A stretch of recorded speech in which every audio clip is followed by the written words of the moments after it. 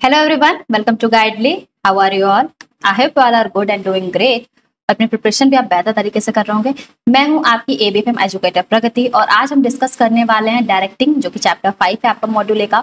और इसमें हम डिस्कस करने वाले थ्योरी ऑफ मोटिवेशन, यानी आज हम देखेंगे कि कितने तरीके से मोटिवेशन थ्योरी दी गई है as per the directing chapter. तो इसके बारे में डिस्कस करेंगे। इंपॉर्टेंट टॉपिक है आपके एग्जाम पॉइंट ऑफ व्यू से, क्योंकि इसमें कई सारे ऐसे मेजर थ्योरीज हैं जो कि आपके एग्जाम में पूछी जाती है। तो विदाउट एनी डिले सेशन को प्रोसीड करते हैं। और थ्योरी ऑफ मोटिवेशन के से पहले ये बात करते हैं कि मोटिवेशन होता क्या है। भाई पहले ये जानना जरूर है कि मोटिवेशन क्या होता है। मोटिवेशन की जब भी कभी बात आती है तो मोटिवेशन का मतलब क्या है कि आपको, जैसे आपने सोचा कि आपको CIB का एग्जाम फर्स्ट टाइम में क्लियर करना है, पहले आपको लगता है कि नहीं हो पाएगा, लेकिन फिर आप क्या करते हो, आप सोचते हो नहीं ठीक है कहीं ना कहीं से तो स्टार्ट करना है, तो स्टार्ट करते हैं, फिर आगे देखते हैं क्या होता है। फिर आप धीरे धीरे अपनी प्रिपरेशन स्टार्ट करना शुरू करते हो। जैसे जैसे आप प्रिपरेशन स्टार्ट करते हो, जैसे जैसे आपको कॉन्सेप्ट समझ में आते हैं, वैसे वैसे ही आपको लगता है कि नहीं, जो आपको लग रहा है कि आप नहीं कर पाओगे वो आपको अब कहीं ना कहीं थोड़ा थोड़ा इजी लगने लगता है। आपको लगता है कि नहीं ठीक है, इतना भी मुश्किल नहीं कि इसे क्रैक ना किया जा सके। तो ये किसके जरिए होता है? ये आता है from your inner motivation.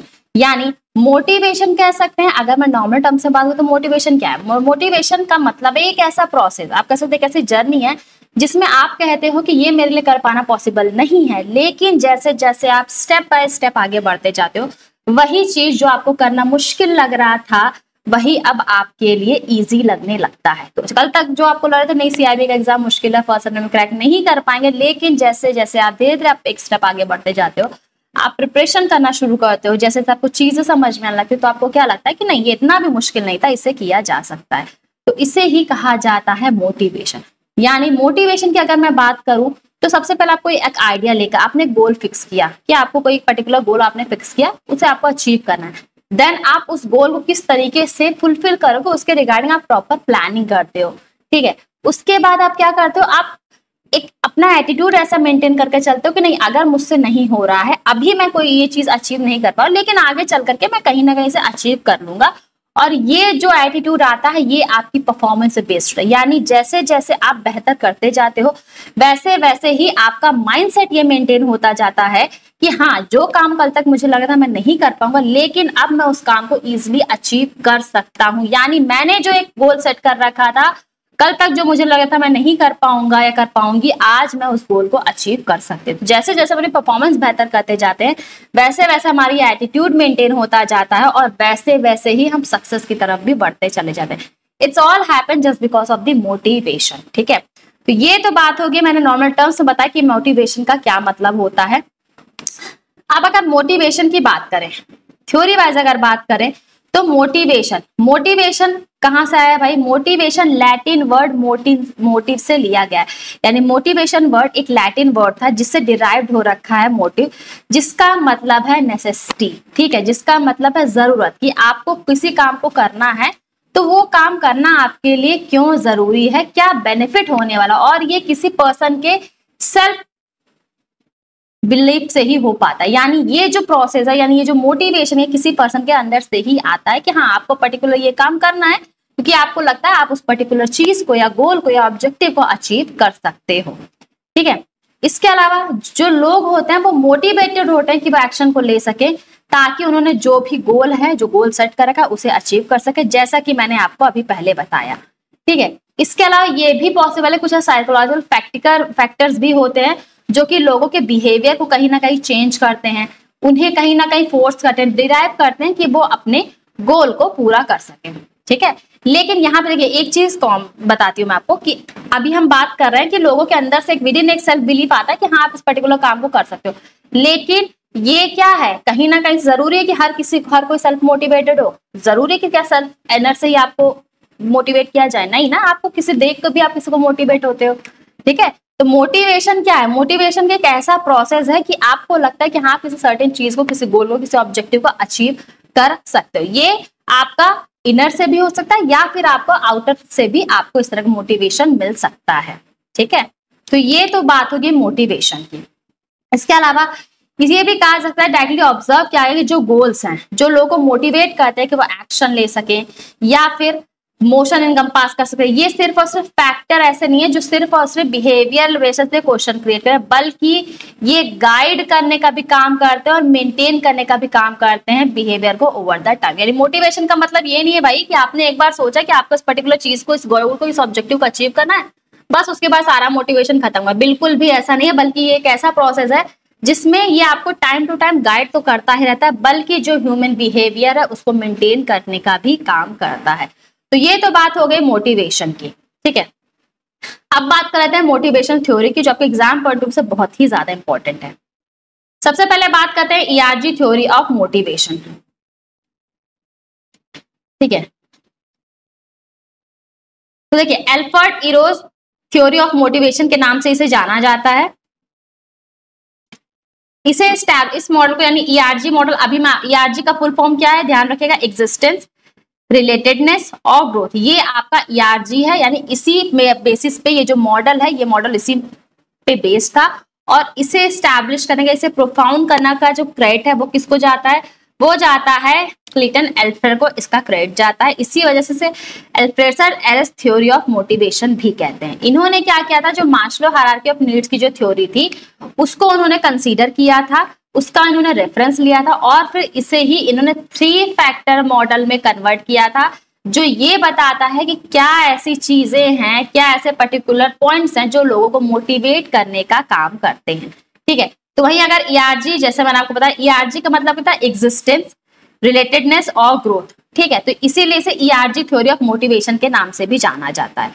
Existence का मतलब क्या है भाई, एग्जिस्टेंस का मतलब भाई जो बहुत एसेंशियल हो रखा है, जो ये रेफर करता है कि कोई भी पर्सन फिजिकल और मेंटली लेवल पे बेहतर हो रखा है। यानी मुझे बताइए, अगर फिजिकल लेवल पे आप बेहतर हो, पर मेंटली लेवल पे अगर आप क्या कर रहे हो भाई, आप अपने जो भी काम कर रहे हो, आप अगर उस काम को गो थ्रू नहीं कर रहे हो, यानी आप सेल्फ एनालिसिस नहीं कर रहे हो, तो क्या ये पॉसिबल है कि आप बेहतर अपने आप को कोई भी अपने आप को बेहतर कर पाओगे, सेल्फ इंप्रूवमेंट आप कर पाओगे, या फिर जो आप गोल सोच पा रहे हो क्या उसे आप अचीव कर पाओगे, नहीं कर पाओगे ना। तो इसीलिए इसेंशियल क्या करता है, इसेंशियल इस बात पे ध्यान देता है, यानी कि जो भी पर्सन काम कर रहा है, जिस गोल को उसने सेट कर रखा, वो ना केवल फिजिकली उस गोल के लिए प्रेजेंट रहे, बल्कि मेंटली भी उसके लिए एबल हो, ठीक है। क्योंकि सबसे ज्यादा टेंजिबल एसेट होता है मोटिवेटिंग का, जो कि 3 रिक्वायरमेंट्स की जिन्होंने इन्होंने बात की थी, ठीक है।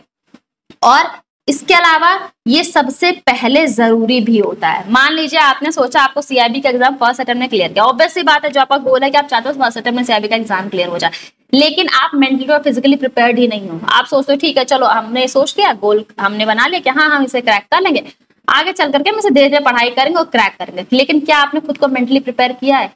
अगर आप खुद को मेंटली प्रिपेयर कर रहे हैं तो आप क्या होता है ना, आधे 50% तो आप ऐसे ही अचीव कर लेते हैं। अगर आप मेंटली अपने आपको प्रिपेयर करके चल रहे हो कि नहीं, आपको एक सर्टेन वे में प्रिपरेशन करनी है, आपको एक सर्टेन फॉर्मेट में प्रिपरेशन करनी है, स्ट्रेटजी आपकी होनी चाहिए, तो 50% बेटर तो आप ऐसे ही बोन कर लेते हो, है ना। तो ये क्या है, ये सबसे पहले आता है, एग्जिस्टेंस की सबसे पहली बात है, मेंटली और फिजिकली दोनों तरीके से बिल्कुल क्या हो, बिल्कुल प्रिपेयर्ड हो कि हाँ आपको क्या गोल है, क्या ऑब्जेक्टिव है, उसे अचीव करने के लिए पूरी तरह से प्रिपेयर्ड रहो, ठीक है। यही बात करता है ये थ्योरी। इसके बाद बात आती है नीड फॉर रिलेटेडनेस। रिलेटेडनेस का मतलब क्या है, ये एक तरीके का सेंस ऑफ कम्युनिटी है, यानी ये एक हेल्दी रिलेशनशिप की बात करता है जो कि बेहद ज्यादा जरूरी होता है, ठीक है। जैसे रिलेटेडनेस का मतलब क्या है भाई, कभी कभी देखिए कहते हैं ना स्ट्रेस, ज्यादा स्ट्रेस लेना अच्छी बात नहीं है, कहा जाता है ना ज्यादा स्ट्रेस लेना अच्छी बात, लेकिन अगर आप पॉजिटिव स्ट्रेस ले रहे हो तो अब आप सोचोगे अब ये पॉजिटिव स्ट्रेस कहाँ से गया, ये कॉन्सेप्ट कहाँ से गया। भाई देखिए कभी ना कभी आप जब बहुत ज्यादा स्ट्रेस ले रहे हो, बहुत ज्यादा अगर आप बर्डन फील कर रहे हो, बहुत ज्यादा आप स्ट्रेस हो रहे हो, वो गलत है,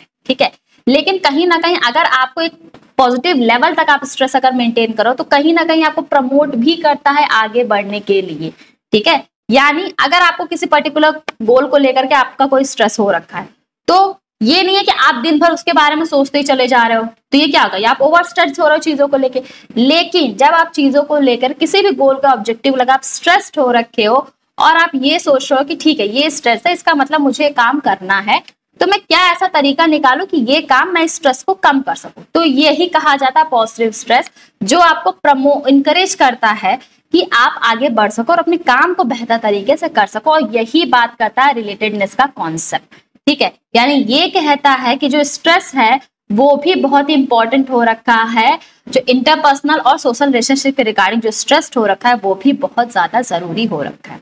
वहीं अगर बात की जाए नीड फॉर ग्रोथ की, तो अगर सेल्फ डेवलपमेंट की बात की जाए, सेल्फ डेवलपमेंट कब होगा भाई? सेल्फ डेवलपमेंट पे अगर आप ध्यान दें तो जाहिर सी बात आपकी ग्रोथ होगी, आपकी जो परफॉर्मेंस है वो पहले से बेहतर होगी, आप अपने गोल को, अपने ऑब्जेक्टिव को फुलफिल कर पाओगे, जिससे आपको एक सेंस ऑफ फुलफिलमेंट आएगा।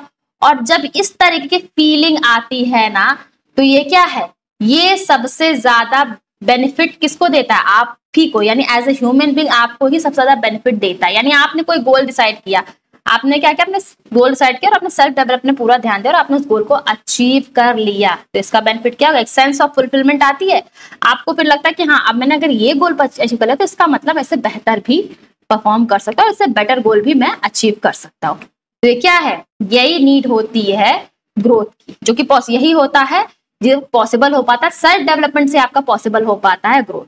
ठीक है, जो बेशक लीस्ट टेंजिबल है लेकिन फिर भी बहुत ही ज्यादा इंपॉर्टेंट हो रखी है। तो ये तो बात होगी ईआरजी थ्योरी ऑफ मोटिवेशन की। अब बात करते हैं हैजरबर्ग्स टू फैक्टर थ्योरी की, कि क्या होता है हैजरबर्ग टू फैक्टर थ्योरी। अच्छा, इससे पहले भी हमने हैजरबर्ग टू फैक्टर थ्योरी के बारे में पढ़ा था। बेसिकली ये जो थ्योरी है ना, हैजरबर्ग थ्योरी, और इसको टू फैक्टर थ्योरी के नाम से भी जानते हैं। इस तरीके की थ्योरी में दो चीजों बेहद ध्यान दिया गया। इसमें मतलब हाइजीन पे ज्यादा ध्यान दिया गया। इसमें बोला गया है कि भाई दो तरीके मेजर रोल फैक्टर प्ले करते हैं। अगर बेहतर तरीके से हाइजीन किसी भी कंपनी में, किसी ऑर्गेनाइजेशन में मेंटेन किया जाता है तो लोग खुद ही इंकरेज होते हैं बेहतर परफॉर्म करने के लिए। लेकिन अगर ऐसा नहीं होता है तो विलिंगली वो काम नहीं करते, जिससे किसी भी कंपनी के लिए पॉसिबल नहीं हो पाता है कि वो अपने ऑब्जेक्टिव को, अपने गोल को अचीव कर पाए। ठीक है, तो अगर इस थ्योरी की बात की जाए, दो फैक्टर पे बेस्ड थ्योरी। पहला बात करता है हाइजीन की फैक्टर की और दूसरा बात करता है मोटिवेटिंग फैक्टर, क्योंकि भाई ये दोनों ही बेहद जरूरी होती है वर्क प्लेस के। अब मुझे बताइए, अगर हाइजीन बेहतर मेंटेन किया जाए, किसी भी वर्क प्लेस पे बेहतर हाइजीन तरीके से, अच्छे तरीके से हाइजीन मेंटेन किया जा रहा, तो जो भी पर्सन काम करेगा, ठीक है, जो भी पर्सन काम कर रहा है वो अपना 100% देगा, 100% प्रोडक्टिविटी। लेकिन अगर हाइजीन ही नहीं मेंटेन है तो मुझे बताइए क्या कोई पर्सन सेल्फ मोटिवेटेड हो पाएगा? अभी जो मैंने आपसे बात की सेल्फ डेवलपमेंट की, क्या वो पॉसिबल हो पाएगा? या फिर आखिर जो हमने एग्जिस्टेंस की बात की, मेंटली और फिजिकली प्रिपेयर्ड होना चाहिए, मेंटली और फिजिकली स्ट्रांग होना चाहिए, क्या ये पॉसिबल हो पाएगा? बेशक पॉसिबल नहीं हो पाएगा, ये तो पॉसिबल ही नहीं है। फिर इनर मोटिवेशन तो मिलेगी नहीं, सेल्फ मोटिवेशन तो मिलेगा ही नहीं। आउटर आपको बाहर से कितना भी मोटिवेशन क्यों ना मिले, लेकिन जब तक आप खुद किसी काम को करने के लिए मोटिवेटेड नहीं होते हो, क्या आप अपना 100% दे पाओगे? नहीं दे पाओगे ना। तो यही बात करता है हैजरबर्ग थ्योरी ऑफ मोटिवेशन की, और इसीलिए इन्होंने कहा है कि ये दो फैक्टर बेहद ही ज्यादा जरूरी हैं। पहला फैक्टर जो इन्होंने बताया कि पहला फैक्टर हो रखा है हाइजीन फैक्टर, और दूसरा फैक्टर इन्होंने बताया मोटिवेटिंग फैक्टर। ये दो फैक्टर है, इंपॉर्टेंट है एग्जाम पॉइंट ऑफ व्यू से, आप ये ध्यान रखिएगा। ठीक है, तो अगर हाइजीन फैक्टर नहीं होगा, जैसे मैं बता, भाई एम्प्लॉय क्या होंगे, एम्प्लॉय ज्यादा एफर्ट ही नहीं करेंगे। लेकिन अगर मोटिवेशन फैक्टर प्रेजेंट होगा तो ये लोगों को क्या करेगा, भाई जो लोग भी वर्क कर रहे हैं वर्क प्लेस पे, जो लोग भी इन्वॉल्व है, चाहे लोअर लेवल पे हो, हायर लेवल पे हो या फिर मिडिल लेवल पे, उन सबको मोटिवेट करने का काम करेगा, जिससे वो अपना 100% दे पाएंगे। ठीक है, इसे आप पिक्चर के जरिए भी समझ सकते हो। भाई अगर वो डीमोटिवेटेड है तो अचीवमेंट देखी जाएगी, उनके काम को रिकॉग्नाइज किया जाएगा, वो खुद से ही काम करने के लिए मोटिवेट होंगे, खुद की रिस्पॉन्सिबिलिटी समझेंगे, एम्प्लॉयज एडवांसमेंट में ध्यान देंगे, और जाहिर सी बात है उनके ग्रोथ के साथ कंपनी का ग्रोथ अपने आप होगा। लेकिन अगर वो डीमोटिवेटिव हो रखे हैं तो क्या होगा, रिलेशनशिप खराब होगा कंपनी के साथ भी और अपने वर्क के साथ भी, वर्किंग कंडीशन बहुत छोटी चली जाएगी। सैलरी क्या होगी भाई, अगर आप बेहतर परफॉर्म नहीं करेंगे तो ऑर्गेनाइजेशन आपको पे करेगा नहीं करेगा, जो इंसेंटिव वगैरह थी वो भी नहीं पे करेगा, और जिसका रिजल्ट होगा कि जॉब के रिगार्डिंग भी क्या होगा, इनसिक्योरिटी अराइज हो जाएगी। ठीक है, तो इसीलिए बेहद जरूरी है, दोनों ही फैक्टर बेहद जरूरी हो रखे हैं, क्योंकि अगर पुअर अगर हाइजीन फैक्टर होता है तो एम्प्लॉयज का जॉब सेटिस्फेक्शन मिलेगा नहीं, वो कहीं और देखना शुरू करेंगे जहां पे उन्हें ये इसेंशियल चीजें अवेलेबल हो। वहीं अगर मोटिवेटिंग फैक्टर होगा तो एम्प्लॉय अपना 100% देंगे और अपनी 100% प्रोडक्टिविटी के साथ काम करेंगे। तो आई होप आपको ये कॉन्सेप्ट अच्छे से समझ में आ गया होगा। करते हैं एमसीक्यू की। फर्स्ट एमसीक्यू कह रहा है, according to the Herzberg's two factor theory of motivation, which of the following correctly identifies hygiene factor और मोटिवेटर्स। यानी अभी जब हमने बात की हैजर्बर्ग 2 फैक्टर थ्योरी की, आपको बताना है कि कौन सा ऐसा ऑप्शन है, जो 4 ऑप्शन आपको दिए हैं उसमें से कौन सा ऐसा ऑप्शन है जो हाइजीन फैक्टर और मोटिवेटर्स को बेहतर तरीके से डिस्क्राइब करता है। फर्स्ट कह रहा है option, hygiene factor includes achievement and recognization, motivators include salary and company policy. यानी हाइजीन फैक्टर की बात की जाए तो इसमें अचीवमेंट की बात की जाती है, रिकॉग्नाइज करने की वर्क को बात की जाती है, और वहीं मोटिवेटर फैक्टर की बात की जाए तो इसमें सिर्फ और सिर्फ सैलरी और कंपनी पॉलिसी की बात की जाती है। ऑप्शन बी कह रहा है hygiene factor include salary and working condition, motivator include achievement and responsibility. यानी जब भी कभी बात होती है हाइजीन फैक्टर की तो इसका मतलब इसमें सैलरी इंक्रीमेंट की बात की जा रही है, वर्किंग कंडीशन बेहतर हो इसकी बात की जाएगी। वहीं मोटिवेटर्स में बात की जाती है कि अचीवमेंट की बात की जा रही है, रिस्पॉन्सिबिलिटी की बात की जा रही है और ग्रोथ की बात की जा रही है। थर्ड कह रहा है hygiene factor include autonomy and advancement, motivator include complete policy and supervision, और लास्ट कह रहा है hygiene factor include growth opportunity और मोटिवेटर इंक्लूड्स जॉब सिक्योरिटी। पता है इसमें राइट आंसर क्या होने वाला है? अभी हमने पढ़ा था भाई, अभी मैंने आपको पता हाइजीन फैक्टर का मतलब क्या है। हाइजीन फैक्टर में क्या कहेंगे, हम वर्किंग कंडीशन की बात करेंगे कि वर्किंग कंडीशन बेहतर है इसीलिए एम्प्लॉय सेल्फ मोटिवेटेड हो रहे हैं, जिसकी वजह से अपने काम को फुलफिल कर पा रहे हैं, बेहतर तरीके से कर पा रहे हैं, 100% अपना दे पा रहे हैं। और मोटिवेटर्स में बात की थी हमने अचीवमेंट की, ग्रोथ की, ठीक है, रिस्पॉन्सिबिलिटी की, इसके बारे में बात की थी। तो राइट आंसर आपका क्या हो जाएगा यहाँ पे? राइट आंसर आपका यहाँ पे हो जाएगा ऑप्शन बी। क्वेश्चन की बात करते हैं, विच of the following statement about motivation is correct. यानी मोटिवेशन के रिगार्डिंग कौन सा स्टेटमेंट सही हो रखा है। ऑप्शन ए कह रहा है incentives can be classified as intrinsic और एक्सट्रिंसिक। ऑप्शन बी कह रहा है money and promotion example of intrinsic motives. Third कह रहा है sense of accomplishment and fulfilment are example of intrinsic motivation. तो राइट आंसर क्या है आपका? फर्स्ट और सेकंड थर्ड से ये फर्स्ट और सेकंड सही है, सेकंड और थर्ड से या फिर सारे के सारे सही हो रखे हैं। तो देखिए इसमें आपका राइट ऑप्शन क्या है भाई? राइट ऑप्शन आपका ए। अभी बताया ना इंसेंटिव क्या है, इंसेंटिव आपका इंट्रिंसिक भी हो सकता है और एक्सट्रिंसिक, दोनों तरीके हो सकता है। वहीं अगर बात की जाए इंट्रिंसिक मोटिवेशन की तो एक तरीके का क्या है, फुलफिलमेंट है, एक सेंस ऑफ फुलफिलमेंट है, एक सेंस ऑफ क्या है आपका, एक अकम्प्लिशमेंट है, यानी आपने कोई एक टास्क किया आप उसको अकम्प्लिश कर पाए, तो इसके रिगार्डिंग आपको सेंस ऑफ फुलफिलमेंट है कि आपने कोई टास्क डिसाइड किया था और आपने वो गोल को अचीव कर लिया है, ठीक है। तो ये बिगेस्ट एग्जांपल होता है इंट्रिंसिक मोटिवेशन। राइट आंसर आपका ए हो रखा है। तो आज की क्लास में हमने डिस्कस किया अपने थ्योरी ऑफ मोटिवेशन, जिसमें हमने हैजर्बर्ग हमें ईआरजी थ्योरी देखी और इसके अलावा हमने हैजर्बर्ग मोटिवेशन थ्योरी भी देखी, ठीक है। आई होप आपको अच्छे कॉन्सेप्ट अच्छे से समझ में आ गया होगा। अगर आपका कोई भी डाउट है, कोई भी कंफ्यूजन है, तो आप टेलीग्राम चैनल के जरिए जुड़ करके भी मुझसे अपना डाउट, अपने कंफ्यूजन पूछ सकते हो। इसके अलावा आप कमेंट सेक्शन के जरिए भी अपने जो भी डाउट है, जो भी कंफ्यूजन है, वो मुझसे पूछ सकते हैं। तो आज के लिए फिलहाल इतना ही, मिलते हैं नेक्स्ट क्लास में। Till then take care.